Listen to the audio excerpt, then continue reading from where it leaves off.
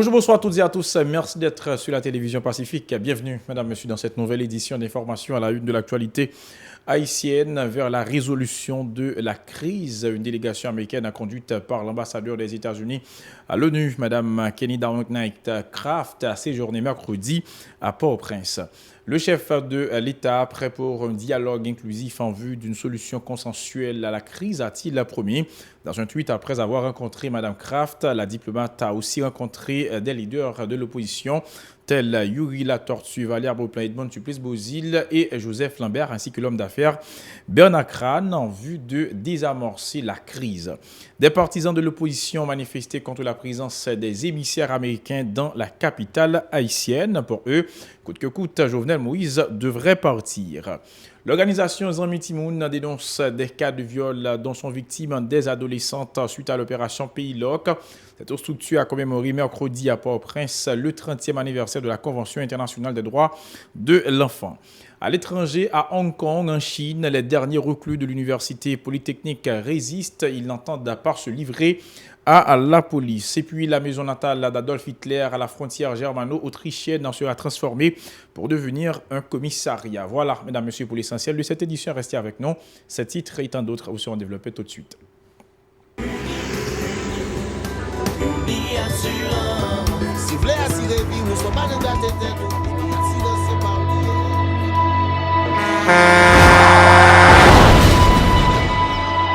En général, moun pa reme pran assurance.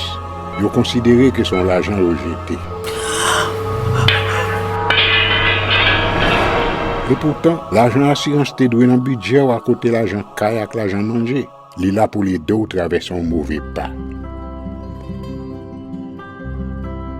Gardez tout à côté ou. Ouais comment gros problème qu'on entre sur moun sans attendre. Mandez Dieu pardon, ça qu'arrive au tout. Une assurance dit ou précaution pas capon. Les malheurs arrivés, les faux amis flair saison a fait comme si on pas de jambe connaît ou. Une assurance après rita vers ou pour le jour, continuer vivre la vie ou quitter ce course là nan men ou. Une assurance. Vivez en toute assurance. Bienvenue, mesdames, messieurs, dans le développement du journal. Comme annoncé en titre, vers la résolution de la crise haïtienne, une délégation américaine conduite par l'ambassadeur des États-Unis à l'ONU, Mme Kenny Darnay-Craft, a séjourné mercredi à Port-au-Prince. Mme Craft s'était entretenue avec le président de la République sur les mécanismes du dialogue engagé avec tous les acteurs pour sortir le pays de la crise, a confirmé Jovenel Moïse dans un tweet. La diplomate a aussi rencontré des leaders de l'opposition tels Yuri Latortue, Valère Beauplan, Edmond Supplice-Bozil et Joseph Lambert, ainsi que l'homme d'affaires Bernard Crane, en vue de désamorcer la crise. Entre-temps, des partisans de l'opposition ont manifesté contre la présence des officiels américains ce 20 novembre dans le pays. Écoutons-les au micro de Charline Murat, de David Mercius. On a plan son ultimatum par la communauté internationale là. Les États-Unis, le Canada, la France, ensemble de monde qui n'est capable de dire, qui pensaient que vous diriger Haïti à la manière de Bachar al-Assad de la Syrie, n'a dit les États-Unis d'Amérique, n'a dit la France, nous grand monde tête nous. Et ça qui fait nous grand monde tête nous, c'est 1804 là. C'est ensemble de batailles qui t'est fait, ça nous y est aujourd'hui, c'est 86 là. Aujourd'hui là, nous refouler la rue, nous reprendre béton encore pour nous dire nous parlons de dialogue avec Jovenel Moïse. Parce que si pas de si tirer, pas qu'à voler. Par ailleurs, ces protestataires continuent d'exiger le départ du président de la République, arguant son incapacité à diriger le pays. Suivez. Nous là, dans le Carrefour aéroport, Carrefour de résistance, côté, nous avons contrecarré, nous avons tant de missions de pied ferme pour nous demander de qui ça prévient. Qui ça vient régler? En grain de magaille, c'est 10 Jovenel Moïse, pas de l'autre sortie de là, peuple qui de voto. Yo n'avez pas besoin, tout pays a devait camper. Yo débarricade yo. Nous on y est Jovenel Moïse allé, nous c'est un groupe bandit, li bay zam, bay l'argent pour marcher tirer sur militants. Mais nous-mêmes nous dit, nous pas prendre pression. Nous motiver dans la rue pour nous dire que faut que Jovenel Moïse allé. Faut que Jovenel Moïse allé, faut que Jovenel Moïse quitte le pouvoir. Nous dit pas de route pas bois. Aller Jovenel, c'est un impératif lié.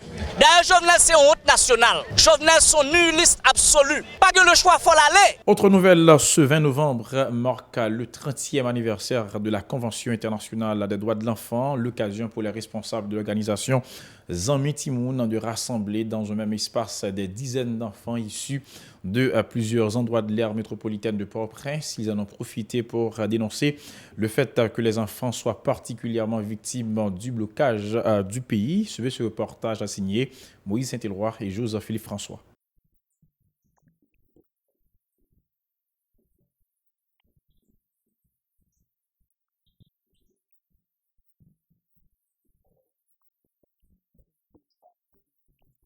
Ils étaient plusieurs dizaines d'enfants venus de quartiers défavorisés de la capitale, tels La Saline et Solino, pour prendre part joyeusement aux activités commémoratives du 20 novembre à la rue Rivière au niveau de l'avenue John Brown. Séance d'apprentissage de leurs droits, chants, danse, tout était prévu pour rendre l'utile à l'agréable en cette journée consacrée aux enfants.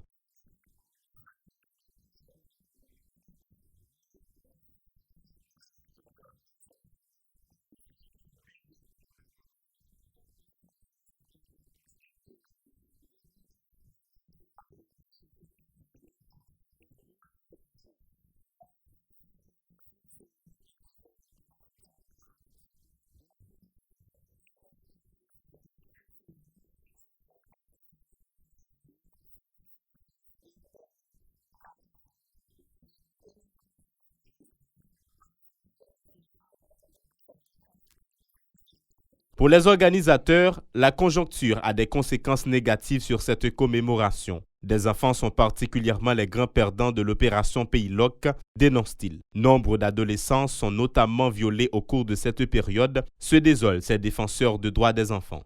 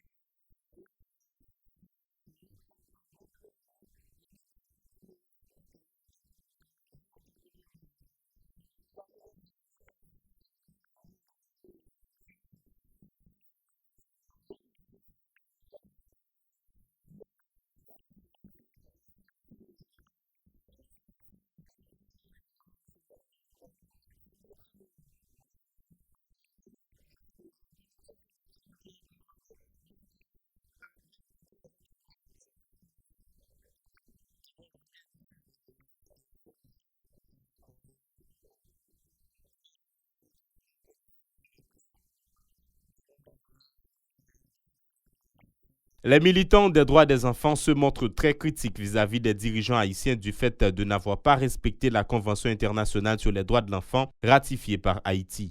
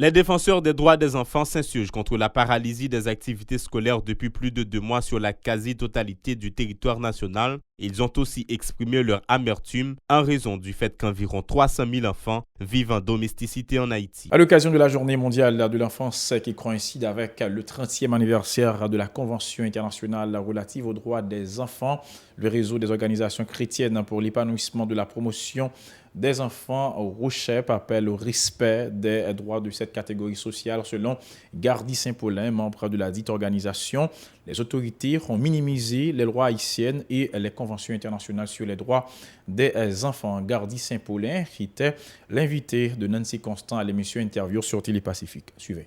Jodi, nous, en novembre 2019, et on a imaginé pas de l'école qui a fonctionné dans le pays. Timoun pas à l'école. Alors que Timoun convention, il y a un droit que le débat c'était droit à l'éducation. Il y a un droit que Timoun te gagne, c'est droit pour pas victime de violence.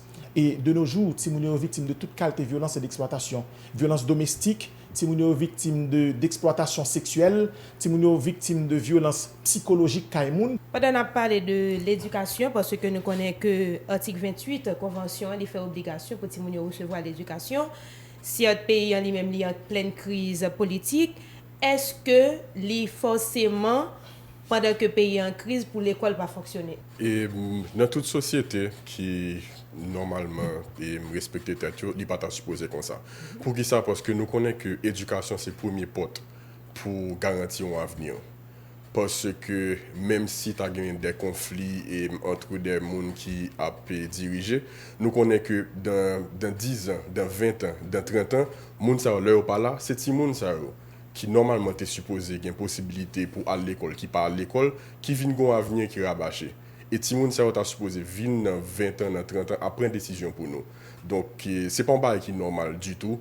Et pour ces gens, malgré que le pays a un tumulte politique, un trouble socio-économique et politique, pour les gens, il n'y a pas de possibilité pour aller à l'école. Par ailleurs, les responsables de l'organisation réclament des mesures pour permettre la reprise sous peu des activités scolaires à travers le pays. Écoutons tour à tour Gardy Saint-Paulin et Olivier Sénard, toujours au micro de Nancy Constant. Maintenant, en Haïti, côté nu, je dis après 30 ans que Haïti était signé accord ça. Pas oublier, Haïti, non seulement il était fait partie de 195 pays qui étaient signé convention ça et qui parlait de protection droits de Timounio, mais le Parlement haïtien était ratifié convention ça tout. Okay. Donc il était arrivé ratifier convention ça et puis pour il était venu plus poids dans la société, il était arrivé même publié dans le Moniteur, c'est en mars 95, si je ne me pas trompé, en mars 95. Donc, en Haïti, continue, je dis, un simple regard, il y a tout bas réponse ça. Je pense que nous, des en pile, et je pense que nous avons pile effort, nous besoin fait, je dis, à l'occasion de la célébration 30e anniversaire, convention ça. Comment on peut imaginer, je dis, pour nous get tout petit monde qui est dans la rue, ça les enfants de rue. Et au compte ça qui est bizarre, c'est que yo là dans cœur capital là. Tout le monde a regardé, magistrat a regardé, et ministre a regardé, autorité policière a passé a regardé, société civile a regardé. Nous regardons, il y a sur machine nous, des fois nous bail au corps, des fois nous pas bail au corps, des fois nous peur et yo là il a regardé. Coup d'œil à présent dans l'actualité internationale, nous allons nous rendre à Hong Kong, en Chine, où les derniers reclus de l'université polytechnique résistent. Ils sont désormais moins d'une centaine, mais pour les irréductibles de l'université polytechnique de Hong Kong, se livrer à la police n'est pas une option. La nuit dernière, certains ont tenté de fuir par les égouts, mais ont dû rebrousser chemin.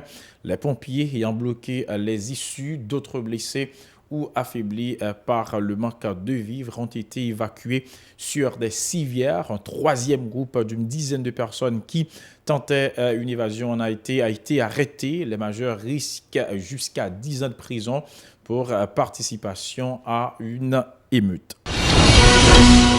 Toujours dans l'actualité internationale, le bâtiment dans lequel Adolf Hitler est né à Braunau-Main, à la frontière germano-autrichienne, accueillera bientôt les bureaux de la police locale. Le ministère de l'Intérieur invite Maintenant, les architectes de toute l'Union européenne ont proposé des plans pour la refonte de l'immeuble. Une décision sera rendue au premier semestre de l'année prochaine par un jury d'experts et d'agents publics. L'ancien propriétaire du bâtiment a été exproprié début 2017 avant d'être indemnisé.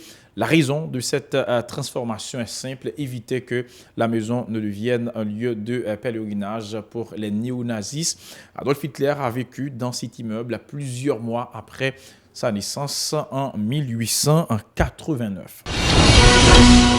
Voilà, mesdames, messieurs, pour l'essentiel de cette édition d'information. Merci à vous qui l'avez suivi. N'oubliez pas que vous pouvez continuer à nous suivre sur Télé Haïti, New TV via la chaîne 54, Câble Bahamas, si vous êtes à Bahamas Nassau, sur la chaîne 384 et puis sur Facebook, Twitter, Instagram ou encore sur radio-télévision pacifique.com. Restez avec nous pour la suite de la programmation.